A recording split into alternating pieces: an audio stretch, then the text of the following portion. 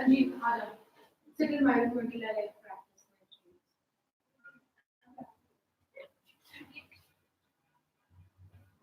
में बोला है और किया वही का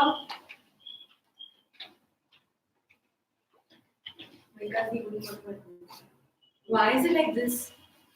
I have no clue. Hi. If you're losing continue practice.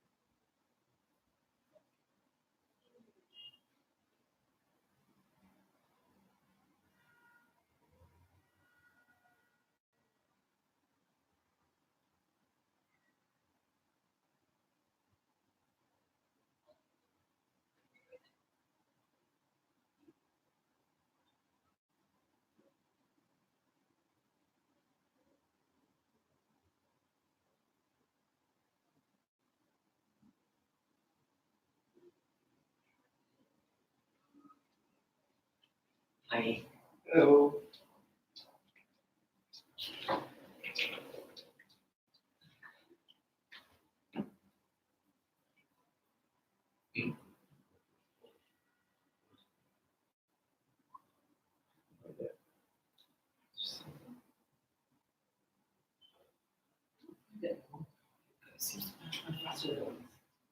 What you just did.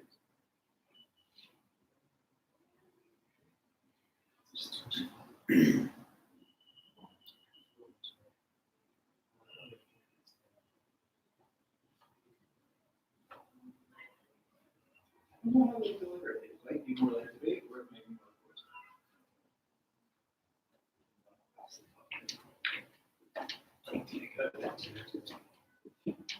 they're making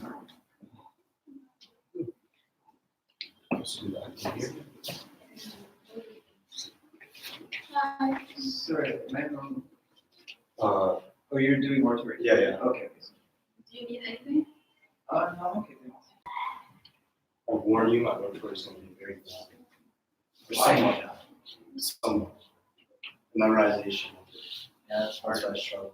The actual speech itself, at least in my opinion, and from like reviews, the speech itself is good, but the memorization of it, like, Pretty tough, yeah. yeah.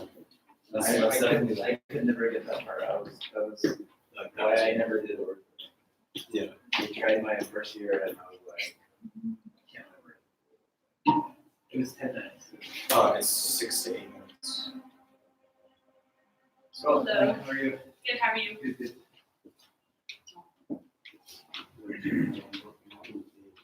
Serious. Oh, yeah. Don't worry. Oh, we're choosing books incredibly. No, I bet it's not as bad as you think. It sounds bad, it's just. John. You didn't read that before. I know you know your stuff. You know your stuff. I don't get freaked out, I just know that I'm not going to do it. You Alright. are gonna do good at it. That doesn't make a difference, I know people say that. This isn't economics class. Well, there's a Economics and governance. It's funny because it's a China Russia. It's beautiful, isn't it? Yeah. Are you taking AP economics? I did last year. Oh, I will never take that class. what class do you? Like APs. AP Chem, AP Calc, AP Lang, and AP Seminar. What's AP seminar? It's caps. So like it's like you get the special diploma. So it's junior year you have to take AP Seminar, and then senior year you take AP Research. It's basically just like a research class. Yeah. Like you're just like learning how to like write and like analyze like different papers and stuff like that. Yeah, it's pretty simple. Last year. Yes. Oh yeah, why would you take Algebra 2 pre-chem? I was. Worst mistake. You know, I got the straight A's. The only one I got the 7. I put but then I was reaching pick out C, one semester D, and Oh no, John. I don't know why you guys did that. Everything This year, it's like how we live in a world government. It's like kind of. So that's how they go to the but rest not of the like- Oh, yeah. It's not. I like fun. They used to like feminism, but like it's about fairy tales. And I won't want to speak to anyone who right now. Okay. Wait. Please laugh in places where it's supposed to be. He's the only one who laughs. Oh my Okay, god, I'll this laugh. therapy like. Yes. My own coach is judging me again. She didn't catch the joke. And I was like, Oh, that's awkward. okay, did I not do it properly? Like, are you roasting me? No, I'm not. I can do it. So, they kind of are saying, Laura.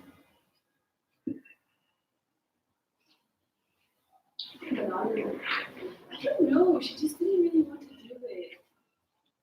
I don't know. She like helps like with impromptu like coaching. Like I think she made a lot of the prompts. I think she's the one. probably like she was like a student coach or something because she didn't have like time to like do it, but she still wanted to like do it, Yeah. Yeah, so she helped out.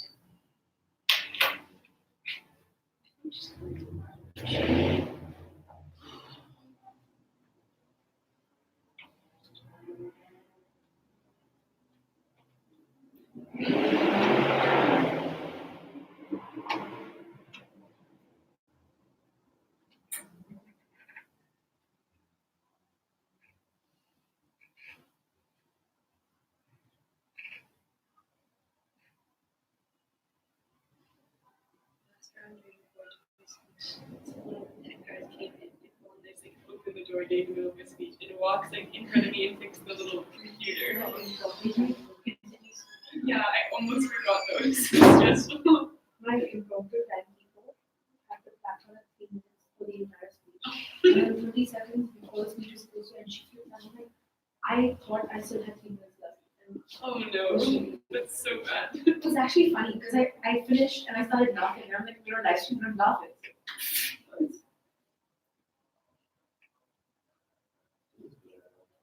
Extremely low. Plus we went to the movie. Plus we went to the movie. Yeah, Plus we Yeah, went to that's the true. movie. Nice thing. So it was tired, right?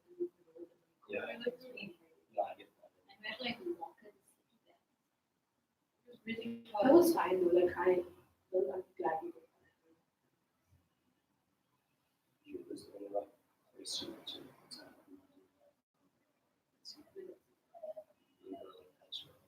We didn't have time. That's so far. Because 4 hours to drive there though. we go back on Sunday, right? So we school on No, we go. Yeah, we go back like after the debate. You just fly back. We go straight to the end. So it's like, yeah, so we go from maybe not about 2. I didn't judge it. Yeah. You're making nervous. Yeah. But it's You okay. want It's me to fine. not watch? I thought you were gonna watch I mean, Julie, extended.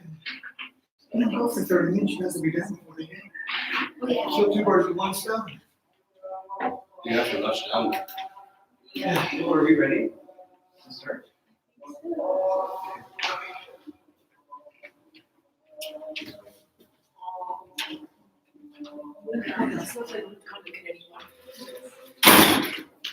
That speech is called happening never after. Just in case you need to know that. He's heard the speech like 4 times. Yeah. You guys are like everything. And they lived happily ever after. The end. Every night, as a blanket of stars ornament the sky, millions of little boys and girls all over the world fall asleep with the inexplicable sense of satisfaction, knowing that brave knights had rescued their beautiful princesses, that the earth was safe from demons. I vividly recall being tucked into my covers every evening, waiting in anticipation of my father arriving home from work, reading me a story, and kissing me goodnight. Sadly, this tradition began to fade away as the pains of maturing overtook the satiety fairy tales gave. The seemingly lamentable aging came hand in hand with actuality, poles apart from the fiction I spent my childhood dreaming about. Real life princesses are those who use their voices to evoke change in this patriarchal society instead of relinquishing them for the love of a man. Where stepmothers are less than nasty, more inspiring, nurturing, and ones to be grateful for. Where lying can be detrimental, and unfortunately, not all our wishes are fulfilled by the swish of a wand. French author Edmond de Goncourt's famous quote, "People don't like true and simple, they like fairy tales and humbug," certainly evokes thought. Are these fairy tales truly an asset to one's wit, or do they simply divert a child's creativity towards an ideal, misshaped fantasy? Well, listen up closely, everybody. Not so long ago, in a world not so far away, people have been acquainted with the idea that fairy tales distort a young mind's perception of reality. Now, whether or not the story has a happy ending, only time will tell. Cinderella? Snow White? What are those? An illness? Author of the global phenomenon Harry Potter, Joanne K. Rowling brought to light how some of these fairy tales set unreasonably high expectations for beauty and appeal. How unfortunate is it that only 2% of the women worldwide consider themselves to be beautiful? That when I close my eyes, the word princess translates to a perfect body and a fancy ball gown, not a kind heart and a spirited soul. Think about it. Imagine. A study conducted by Professor Sarah Coyne of Brigham Young University, Utah on June 20, 2016 assessed the impacts of Disney on 198 preschoolers. 96% of the girls, as opposed to 87% of the boys, were aware of Disney's enterprises. However, only 4% of the boys, as opposed to 91% of the girls, engaged with the merchandise on a weekly basis. That too with the severe disparity of feminine toys like tea sets and dolls, as opposed to action figures and dolls. Think about it yet again. Imagine a little girl holding up her mirror, unable to find skin as white as snow, or lips as red as blood, or a voice so splendid that the birds chirp along to her songs. Cinderella and Snow White, two of the most iconic personalities in the history of Western literature, make their first appearances in the age-old Brothers Grimm publishing. They've been adapted several times since. Snow White, a young lass sent into exile by her evil stepmother for conjuring jealousy of her beauty, then rescued by 7 dwarfs, then sent into a coma by her evil, shape-shifting stepmother, and then rescued by her Prince Charming. Cinderella, on the other hand, was abandoned by her father and left to the vices of a malicious stepmother and cunning stepsisters, then rescued by her fairy godmother who sent her to the royal ball, where she fell in love with the prince and abandoned him as a locksmith girl.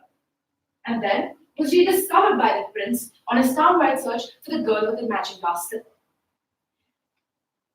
Although both princesses encompass the ability to talk with animals, they share a common hero and a common enemy. That is the beloved Prince Charming and the wicked stepmother. Similar tropes can be viewed in other fairy tales, including Hansel and Gretel and the Ugly Duckling, whose acceptance in society depends on how he appears. From the Brothers Grimm to the internet era, our approach as a race towards conceptualized characterization has certainly failed to cope with time. Getting back to the study I referred to earlier, the study also quoted that, quote unquote, girls with worse body esteem issues are seen to be engaging with more Disney princesses over time. It does really start at the Disney princess age level, at ages 3 and 4. Now, think about your boys, your sons. All their lives, men have been fostered in an environment that promotes violence, that glorifies aggression that they mistake for bravery, or enforces a sense of pride that they mistake for masculinity. No wonder some of the men in our society are duped to this utopia wherein they believe that their physical strength and social upliftment entitle them to an anti-feminist ideology that has yet again proven to be extremely threatening to the well-being of our greater society. Ariel Silver, a student of Antioch University, Los Angeles in 2015, submitted a case study of a troubled American stepmother. Laura explained that she had negative, Disney-induced associations with the concept of stepmother that overrid her experiences being one. Now, winding the same struggle back 30 years, 1985, Julie Hubbard, then subordinate to the US Secretary of State Henry Kissinger, married Henry Hubbard and his 3 children. She recalls her first Christmas with the family. The independent, capable, and bright young woman was left in shambles just mere months into her marriage. And why is that? The children completely disregarded her. Let alone gifting her anything, they completely ignored her and excluded her from their traditions. But who can blame the children, right? Children are innocent and unaware of the repercussions of their actions. Well, mirror, mirror on the wall, what has caused this after all? These are the ugly tropes proposed by the literature that is imposed upon these young minds. Now, although I agree, and I certainly and wholeheartedly respect and appreciate the efforts of contemporary media channels to break away years of conformities, the efficacy and the ability of the media to do so is certainly quite questionable and debatable. After all, it's a million of minds that have been impacted by these archetypes and tropes. Taking examples of recent productions by Disney, Frozen 2013 or Brave 2012, have protagonists such as Merida, Elsa, and Anna, who are far from what we've accepted as beautiful. They're their own allies and their own enemies. Well, it is important to keep in mind the distinction between fantasy and reality. It is important to highlight the negative archetypes that these fairy tales impose upon us children. Whether it is about evil stepmothers, or about the standards of beauty and appeal, or about societal roles of both men and women, I do agree to a certain extent that these fairy tales also impart valuable morals through the multitude of characters and plots that they bring to us. With this being said and done, all the little boys and girls all over the world can't just live happily ever after. They can live happily informed thereafter.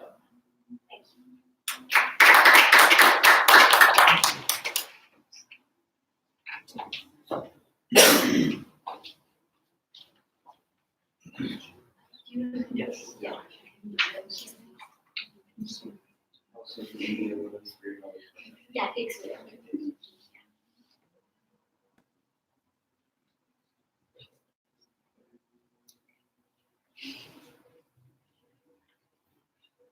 Growing up, I remember watching an advertisement on television over and over again, never tired of it. This simple ad for a telecom company left a profound impact on me. In a rural village in India, a group of children huddled around a tiny phone, their eager faces staring at the screen. Miles away from any institution, this phone had become their teacher, classroom, and school, all in one. As a child, I vividly recall the gooseflesh I had every single time I recall the power of the internet to connect people anywhere and everywhere. An idea can indeed change your life. All those years ago, the internet was created with the aspiration to democratize society. Social media was created to bridge the gap between the millions of disenfranchised people whose voices were lost in the crowd. Social media aimed to be the way through which disempowered people could voice their opinions and say what they wanted to. If you had something to say, you could say it. The internet would make sure of that. If there was any information you wanted, it would reach you, and no power could stop it. While the concept of freedom of expression has existed for centuries and has been an integral part of our society, these very platforms have truly redefined what it means. At its very core, the internet was built for freedom of expression. But now I ask you, all these years later, has this tool truly put power into the wrong hands? For a number of free-thinking people on the internet, there are many more organized bunches of haters who are targeting, silencing, outshouting, and bullying those they disagree with. In fact, social media has become an organized vehicle for violence. In the garb of free speech and freedom of expression, organizations and people hidden behind their screens have weaponized the power of these platforms and harnessed it to their advantage. There is an invasion of troll armies whose sole purpose is to bully their opponents, spread misinformation, and post fake texts, all for a little pocket change. Yes, you heard that right. Entire organizations of trolls hidden behind their screens, impersonating people like you and me on a daily basis and cash in on their services every single minute. Our screens are powerful tools for good until they start acting as platforms for those faceless trolls spewing words of hate. The metamorphosis of freedom of expression on social media has truly been terrifying. From a platform of liberation to a platform of oppression. And where there was an opportunity to encash, in swoop the hungry tech organizations with their algorithms, changing the game entirely. Algorithms and AI have ensured that we are monitored and mapped, and what we like and what we follow is fed to us over and over again in a cycle. Little by little, we have walled ourselves into this echo chamber of similar thoughts and views. These power-hungry bots have successfully manipulated the backends of all of our favorite social media apps and subconsciously altered and influenced us in ways we cannot even fathom. Entire business plans for tech corporations are run on these very algorithms that generate more data and more revenue. Elections have been won, fake news has been popularized, and violent agendas have been pushed on the backs of this. Gone are the days when social media was a platform to democratize debate. Now, algorithmic manipulation has officially taken over. But what is even worse is when the violence in the virtual world spills into the real one. In May 2017 in India, a chain of shocking messages circulated on WhatsApp, a popular messaging platform. These texts pointed at several members of local communities and called them out for heinous crimes such as child abduction and organ harvesting. Spreading like wildfire, soon these weren't just a series of texts anymore. They had become reality. Dozens of lynchings took place all around the country. Innocent civilians were targeted, and all because of a few simple social media interactions. In a study hosted by Gabriel Wyman, a renowned professor of communication and a terrorism expert, Wyman found that nearly 90% of organized terrorism activities take place via social media. Platforms like YouTube, Facebook, Twitter, and other internet forums are used to spread messages, to regroup, and to gather intelligence. The infamous terror organization ISIS has used more than 100 social media websites to spread their message, whether this is in the form of violent beheadings or terror threats. Their social media presence is truly horrifying. Countless other organizations, such as the Al-Qaeda and the Boko Haram, have also used their social media presence for one purpose only: radicalization. But now I ask you, are we just going to stand by and let social media take away our freedom of expression? How can we ensure that these platforms are not misused? Well, there is no easy answer to this tech and social conundrum, but we can begin by the creation of a set of standards and regulations that huge tech companies must sign up for. Governments all around the world must ensure that they enforce basic common policy changes to make sure that social media does not fall prey to money power and manipulation. Another interesting angle to this is community moderation. UN Special Advisor David Cave proposes the involvement of communities, non-profit organizations, and social groups to bring in more transparency and to increase the application of fundamental human rights as a set standard. What this translates to in terms of actionables is a healthy, important debate that we must have on these platforms. Social media, my friends, is a value-neutral tool. How you use it influences the value it brings to you. If the voices of hate are allowed to harness the power of these platforms, the result is violence. But if we use it for the greater common good, we can even write the constitution of a country together. Thank you.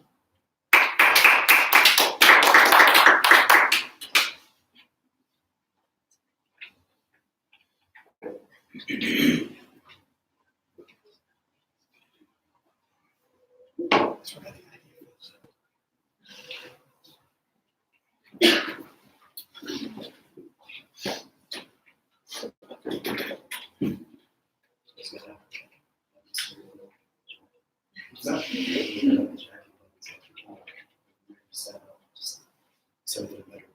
Anyways, What's the title of your speech? social media, yes. Standardized testing, yeah, thank you. She knows one more than I do. Standardized testing, a plague infecting the people.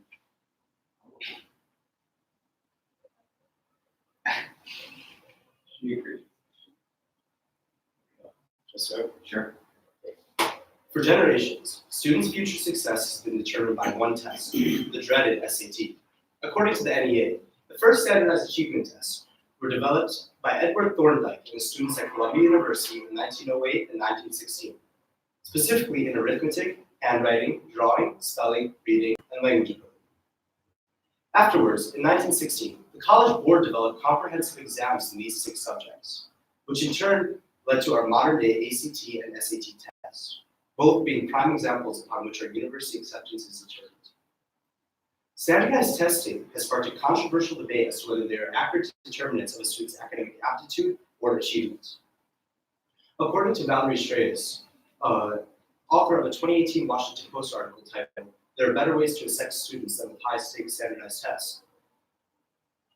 Between pre-kindergarten and the 12th grade, the average student takes roughly 112 mandatory standardized tests. To what extent does standardized testing exemplify academic aptitude?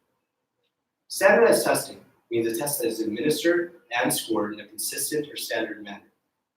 The definition of academic achievement refers to the level of schooling you have successfully completed and your ability to attain success in your studies. Academic aptitude is overall capability and acquired capacity for talent. Overall, standardized testing does not correlate to academic achievement or aptitude. According to Thomas Armstrong, Executive Director for the American Institute for Learning and Human Development, standardized testing takes place in an unrealistic educational environment. You can't get up and move around, you can't ask questions, there's no communication or collaboration, there's no use of educational devices or references. Now, how often does the real world look like this? As Armstrong states, penitentiaries share a striking resemblance. And shouldn't education prepare students for the real world? Well, clearly, standardized testing doesn't measure this. We need to prepare students for the real world by assessing them in attributes that are focused on their ability to attain success in their future, such as creative thinking and communication, and measuring those attributes accordingly. According to Kira Goldberg, content writer and contributor for The Perspective magazine, a 2-sided unbiased source, standardized testing has become so important that a trend of teaching to the test is evident in the US, which limits educators' emphasis on instructing in subjects that will enable students to perform better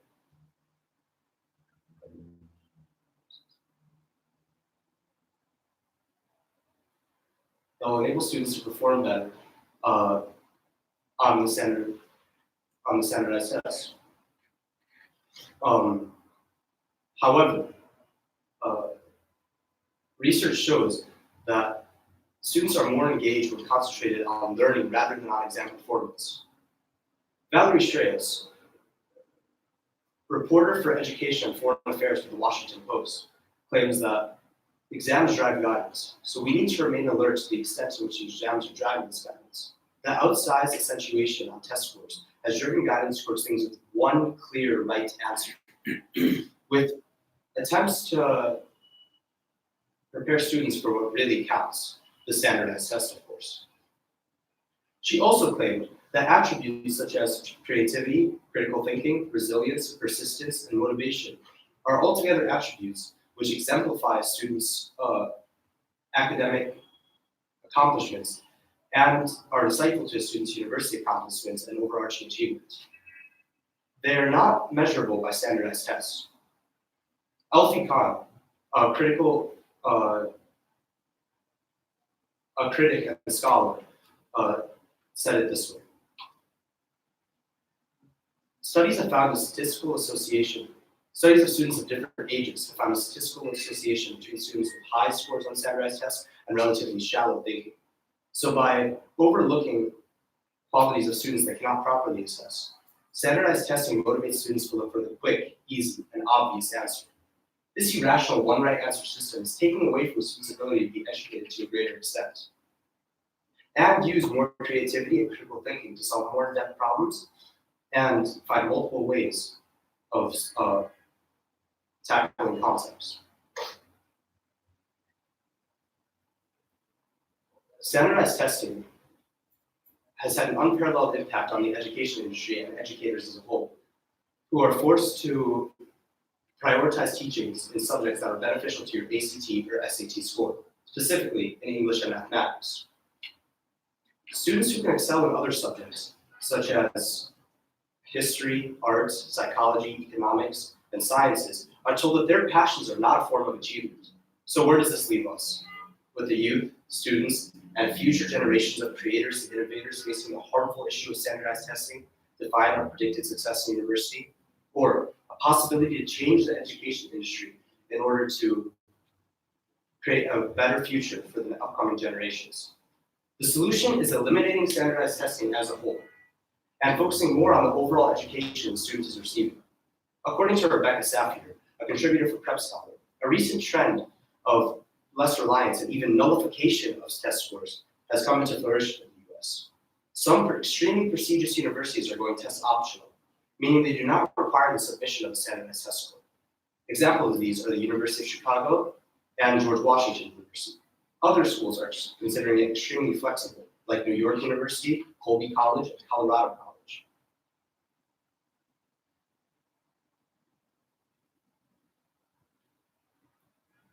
Overall,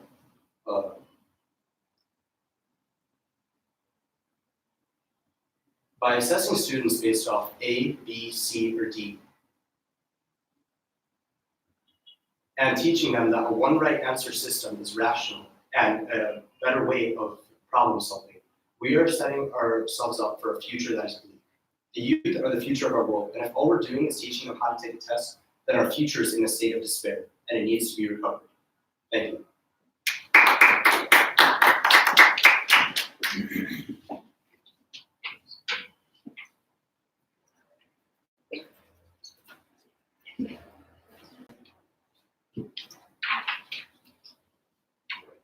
And the title of your speech. A world built for men.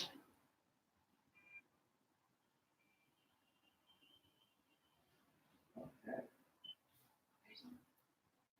Close your eyes and picture a human being. Now picture a doctor. Now a lawyer. Now a scientist. Open your eyes and tell me honestly, were you picturing men or women? It's okay, I was picturing men too, and I'm a feminist. In 1920, the 19th Amendment of the US Constitution was ratified, granting women in the United States the right to vote. Next year marks 100 years since this historical bill was passed. In those 100 years, we've made incredible leaps and fostered monumental change. Women's rights movements like Time's Up and hashtag #MeToo circulating through social media have gone viral. Today, more than ever, there are people working to remove institutional sexism and empower women and girls starting at a young age. Today, women can own and inherit property on the same terms as a man, serve in a jury, report rape, be considered a person in the eyes of the law, become an accountant or a lawyer, and even open a bank account. So, why do we still feel so marginalized? I have a job teaching some lessons here in Amman to a mix of local Jordanians and international students. Including myself, there are about 8 other instructors who teach 60 kids every single night. But out of the 8 instructors, I am the only woman. Sexism and gender inequality are so deeply embedded into our society that we barely even notice they're there. My boss would probably be horrified if I attributed his choice of coaches as sexism. But in reality, we live in a world where gender impacts so many parts of our day-to-day lives in ways that we barely even realize. We are literally living in a world designed for men. As a woman, the minute you step into a car, you're at a higher risk of dying than a man. According to a study done by the University of Virginia in 2015, cars are actually built for men. The positioning of the head restraints, different height, different neck strength and musculature, as well as women's preferred seating position, means that women are 47% more likely to suffer severe injuries in a car crash and 17% more likely to die, because all of the safety features are designed for men. But it's not just cars and other transportation vehicles. According to a study done by the University of Pennsylvania School of Medicine in 2017, men are 23% more likely to survive resurrection in public. The data showed that people don't know what to do when they encounter a woman who needs CPR, because we all learn CPR on male mannequins. People are more uncomfortable performing CPR on an unfamiliar woman because it requires touching the chest. Well, why aren't there any female CPR mannequins? Because we live in a world built for men. In the 1960s, a formula was developed to determine standard office temperature around the metabolic rate of the average man. But a recent study published in the journal Nature found that the metabolic rate of women can be up to 35% lower than that of a man.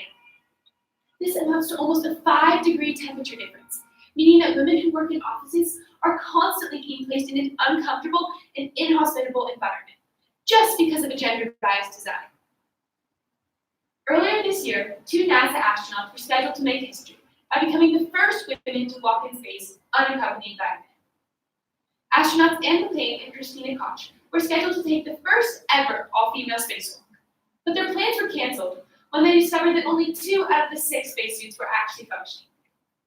Both women needed a size medium, and there was only one size medium spacesuits functioning, so they had to go on their spacewalk separately, accompanied by a male astronaut. Further research into this topic discovered that NASA only designs 3 sizes of spacesuits: medium, large, and extra large, completely overlooking the fact that most women wear a small or medium, and proving that yet again, we live in a world built for men. Even bathrooms in public places are unequal between the genders. Most bathrooms are given the same amount of floor space, which may seem fair and equitable at first, but think again. Male bathrooms have both cubicles and stalls, making the number of people who can relieve themselves in a men's restroom far higher than that in a women's restroom. But even if the number of stalls were to be made equal, the issue still wouldn't be solved, because women take up to 2.3 times as long as men to use the bathroom. Women make up the majority of the elderly and the disabled, 2 groups who tend to need a longer time in the bathroom. Women also are more likely to be accompanied by children to the bathroom. Then there's the 20 to 25% of women of childbearing age who are on their period and will need to change a tampon or a pad. We're living in a world where something as simple as bathrooms are designed for men. But then there's the little things, like the fact that even though women's hands are on average 3 centimeters smaller than a man's, the average smartphone today is 14 centimeters, which is comfortable for a man's hand, practically the same size as a woman's hand. Even certain features on your smartphone are male biased. Rachel Tapman, a linguistics researcher at the University of Washington, found that Google's speech recognition software is 70% more likely to accurately identify male speech. When Apple first launched Siri, users found that she could help you find Viagra suppliers or prostitutes, but when you told her you'd been raped, she simply replied with, "I don't know what you mean by I have been raped." Just think about that for a second. All of this comes back to one thing. We're living in a world built for men, and that needs to change. The underlying cause of this gender inequality is in the harmful gender and social norms existing in most societies today. The male bias wired into our brains no longer surprises me. As a society, we simply failed to realize 51% of the population exists. Even if it isn't deliberate, this gender inequality has a serious impact on women's lives, the effects ranging from inconvenient to fatal. Real change can't happen until these implicit gender biases are broken down, because the problem is, we're trying to be feminists in a world designed for men. So, how can we change this? It's simple. We must put value into women. When you put value into a person, it empowers them and makes them want to put their own effort and value into themselves, their work, and their life. So the next time a woman asks you for something, listen to her, believe her, because she wouldn't be asking without good reason. Only when we can do this will we no longer live in a world built for men, but a world built for people. Thank you.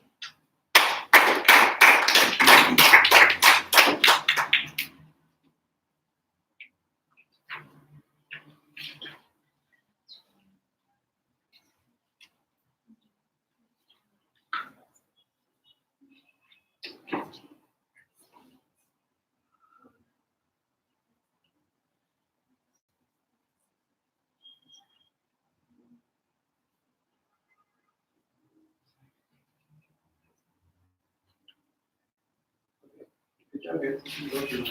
Thank you. Thank you. Good night. You too.